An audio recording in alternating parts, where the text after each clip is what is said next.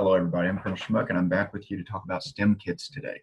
So if you have not registered for a STEM kit before and you need some guidance, this video will walk you through how to set that up and request your first STEM kit. So I'm going to go down and share my screen. So as you see here, I'm already in eServices. So if you have not set up your eServices yet and you need that help, you can look for my video on how to do that eServices for new AEMs. Now our STEM kit program is pretty exciting. I can get my, there we go. All right, so our STEM kit program, last year we actually, we had a very exciting exciting year. 1,800 applications, 155,241 people participated with our STEM kit program. That's students that were reached and got to have this hands-on activities through our STEM kit program. 3,600 STEM kits. So you can see that our total since 2013, 21,306 STEM kits distributed, 715,000 participants. That's pretty exciting. And now you get to be a part of that as one of our aerospace education members. So the STEM kits we have available are in 3 different categories: aviation, space, and cyber. And you can just scroll down through the STEM kit page here and see the different STEM kits. Now, not all of these are available to every category of member of Civil Air Patrol. Some of these are only going to be available for squadrons or for aerospace education officers, which are active senior members of Civil Air Patrol. But up here, it's going to tell you some of those. Here you go. Most STEM kits are available to all aerospace education officers and aerospace education members, but there's a few that are only available to our AEOs, such as the Raspberry Pi and remote control aircraft. So if you are a teacher member, an aerospace education member, and you would like to use one of those STEM kits that's not available to you, reach out to your local CAP squadron or contact ae@capnhq.gov and make that request, and they will put you in touch with somebody local that might have one, and we'll make sure and get that to you for your use in the classroom. And that's a great opportunity to collaborate with a local squadron and bring in a squadron member to maybe take a little bit of a load off of you and help teach that lesson for you. So if we go back to eServices, and you've already set up your favorites, assuming, so you're going to go down and click on CAP STEM Kit, and it's going to bring you to this screen.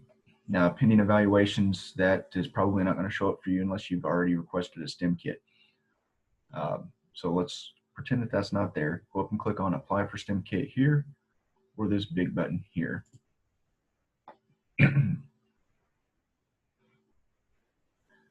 Okay, so this is a two-step application. You're going to verify your information here. Again, the gray fields cannot be changed. So if anything is incorrect, contact National Headquarters and they'll be able to help you get that corrected. Make sure your email address and phone number is entered and correct, and then select category of who you are. Are you an AE officer or commander, or are you a member who's an educator? So if you're an aerospace education member, you're going to select a member who is an educator.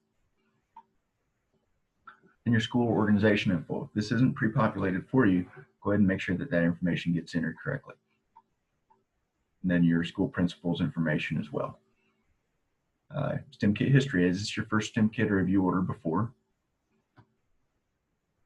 And then information about your project is step 2. So which STEM kit is it that you're going to request in the aviation category, the cyber category, or the space category? And how many students are going to be involved in your use of the STEM kit? Now, this isn't a lifetime number that you're anticipating. This is for the project that you're working on right now. So if you've got 28 students in your class, or let's give you a better class size. Let's say you've got 20 students in your class and their grade is, age 6 to 11, then you're just going to enter 20 and select whatever the age group is.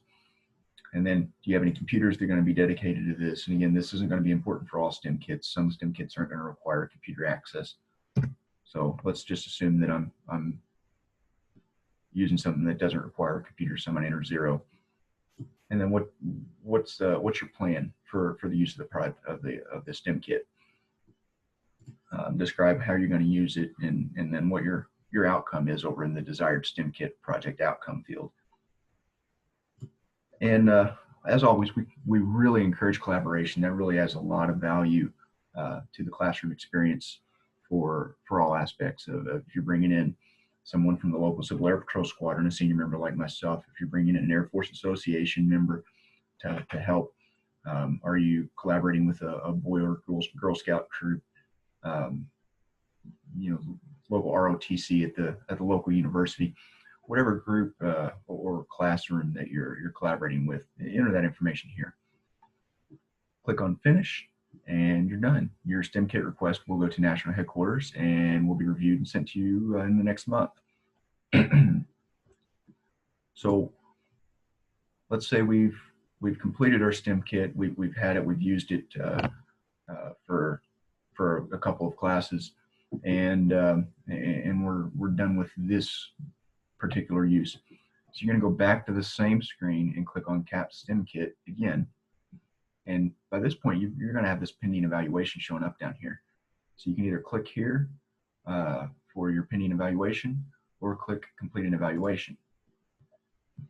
And then the next screen is going to show what STEM kit you've got. And you can see here I've got the cross-country navigation STEM kit right now that I've not evaluated yet. So I'm going to click on submit just so I can show you what this looks like. And then you're going to answer the same questions, what age group were your participants, and then try and tell us how many were male and how many were female, as well as the other demographic information on your students. And if you gave a pre-test and a post-test, what are those scores here? And then how was the kit used? And then we want information on how good the kit was. So what was the quality of the kit? Do you have any problems with it? And survey your participants to determine their STEM career interest level and how it was impacted by the use of this kit. So did you make some pilots out of this? Did you inspire some students to become engineers or go into science or math or other fields of technology? We want to know how effective these STEM kits are at inspiring these different career fields or these subject interests. And are there any other benefits that you've noticed from using the STEM kit? Your students were excited, so they were at school more often. They were more involved. If it was a squadron meeting, maybe they're coming more frequently. Better teamwork, improved test scores, things like that. And any additional comments or feedback that you have on that particular STEM kit that might be of value to our headquarters staff. And do you teach at a Title I school? Once you're done, click on Submit, and that evaluation is submitted to National Headquarters, and that opens you up to be able to order another STEM kit. So let me stop sharing. So that is our STEM kit program. It's pretty easy to order. It's pretty easy to register your completion of it. And it's a very exciting program for the students, and we hope you enjoy them. If you have any questions, reach out to your local squadron aerospace education officer, or reach out to National Headquarters at ae@capnhq.gov. Again, I'm Colonel Schmuck, and thank you for joining us.